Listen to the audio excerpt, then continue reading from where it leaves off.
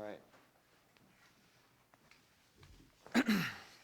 All right. Hello, everyone. How you doing, Coach? I'm You doing well. just want to give us a quick little starter? Sure. Yeah, we're probably about 8, 9 training sessions in so far for this preseason, and we brought in 10 new players, and really like where the group's at right now. Not only from quality, but from the cultural component of what we're trying to do.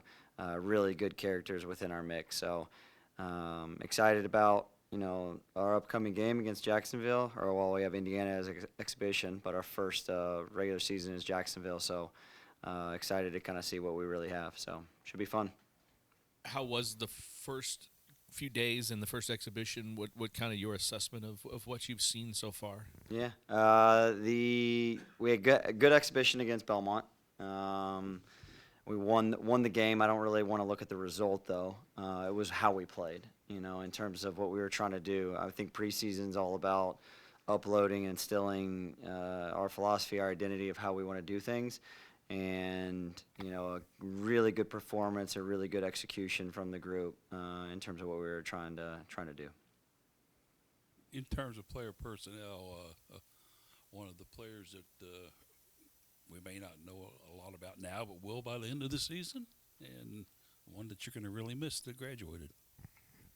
Well, we lost Ryan Troutman, who's obviously with Louisville City now, and he was a leader within our mix. He was injured most of last season, but I think that strong leadership that he had, the presence in the locker room, I think we'll certainly miss that.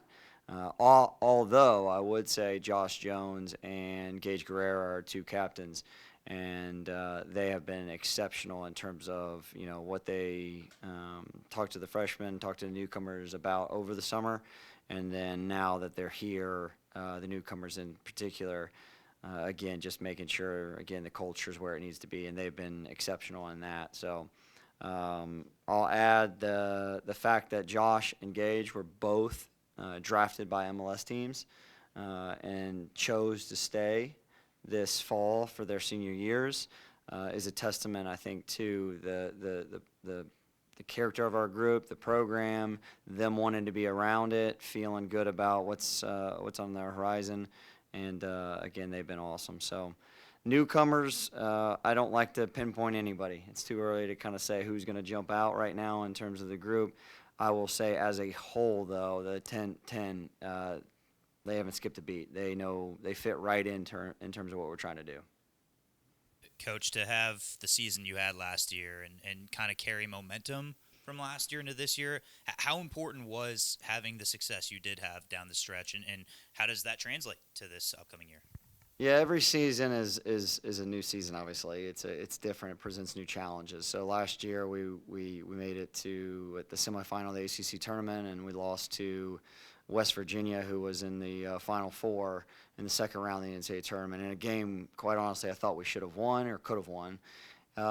So we have high aspirations, high ambitions as a program. We want to be the best team in the country. That will never change. So you look at, again, the mix that we have, the returners plus the incoming group that we have, and yeah, I'm just excited to kind of see, I know we're going to have our ups and downs. That's the journey that you go through a season, but I feel really good about this group, quite honestly. So we'll carry off some of the momentum, we had last year, but it's a brand new season, so we'll see. John Michael, we've talked to a number of coaches today about the newcomers in the conference and the travel and that kind of thing. Can you just speak to what the newcomers bring to the league as far as competition-wise? And then I think in late September you have a Sunday. You go from Boston on Sunday to California on Thursday. How then difficult Lipscomb and is then Clemson? Yes. How difficult is that going to be? Yeah, you alluded to the stretch. That's probably one of our most difficult ones. I think it's with anything. We're going to have to feel it out a little bit. I will say as a whole, when you bring in the quality that Stanford, Cal, the SMU, they're so good in terms of their quality. The league itself, the ACC, MSOC, is the best in the country, and then to add them, it just elevated it even more. So the travel is what it is. You know, we're all going to have to deal with it in some capacity. The stretch that you just alluded to is definitely going to be difficult. I throw in Lipscomb into that one too, who is a top 25 program, and then right after that we have Clemson. So our depth will be tested. I'll say that. Just for the student athletes to have to kind of make that adjustment a little bit, is there a message that you give your players and of how to handle that? We always talk about just control what you can control. Right now, that's one of those things. Yeah, the ACC makes our schedule. We make our non-conference schedule, and we do our best. They're excited, I'll say that. From a student athlete, they're excited to travel out to Cal. Now, after the match, in terms of their physical, you know, how they feel, and then have to do it again, we'll kind of navigate that as we go. So they're excited about playing those opponents, and from just the logistics of it, getting there and recovery and all that type of stuff, that'll be on us as coaches to try to figure out. Just the advantages of having a Lynn Stadium as your home field when you're out on the recruiting trail. I'm sure the players kind of take a look at that perspective and go, wow, what a place.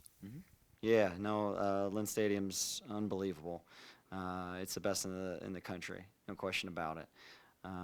We rival many professional stadiums in that regard, so it certainly helps in the recruiting domestically and also internationally when you're able to kind of, even if a player can't get on campus and see it, you know, when we're able to kind of put something in front of them, you know, recruiting wise, and show them like the facilities, it's always almost like that wow moment, you know, when they kind of see that. So very, very fortunate, very grateful that we have it. We're spoiled in many regards.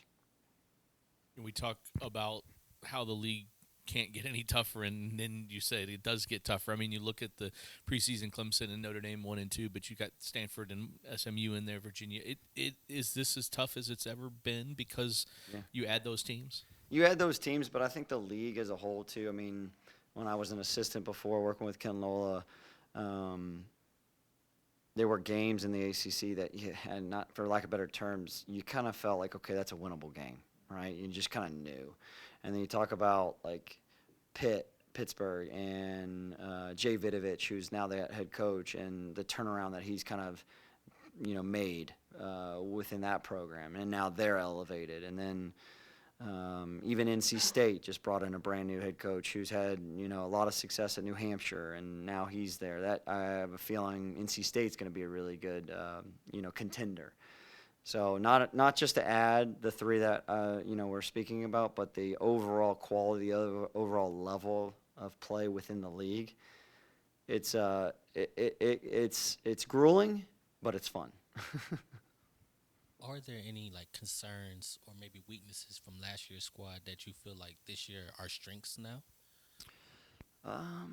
Yeah, I mean, anytime you go into the recruiting period, you evaluate that, right? You kind of say, where can we improve? What type of players do we need to bring in based on, you know, seeing our oppositions, and, you know, just how can we get better?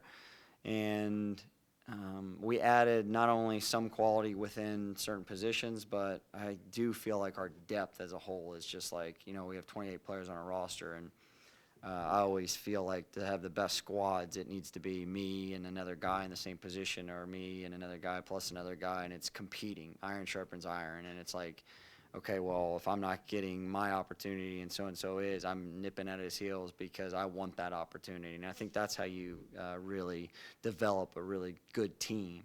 And I think as I look at the squad, we have a lot of good depth in a lot of positions, so that's going to hopefully make us stronger. What about in goal? What does it look like for you there as far as the position and the depth? Yeah, Alex Fetnoff was, you know, he played a lot of minutes last year, and then now we brought in a junior transfer, junior college transfer from not Limestone. I'm blanking on it. He's going to be a junior, and his name's Harvey Sellers, so he'll add more depth for that, and then also, you know, we have AJ, who's one of our other keepers that joined us last spring, and then we brought in another freshman, Liam McLean. So we have 4, in my opinion, really good goalkeepers. But obviously with Sveti playing a lot of the minutes last year, to have that experience helps.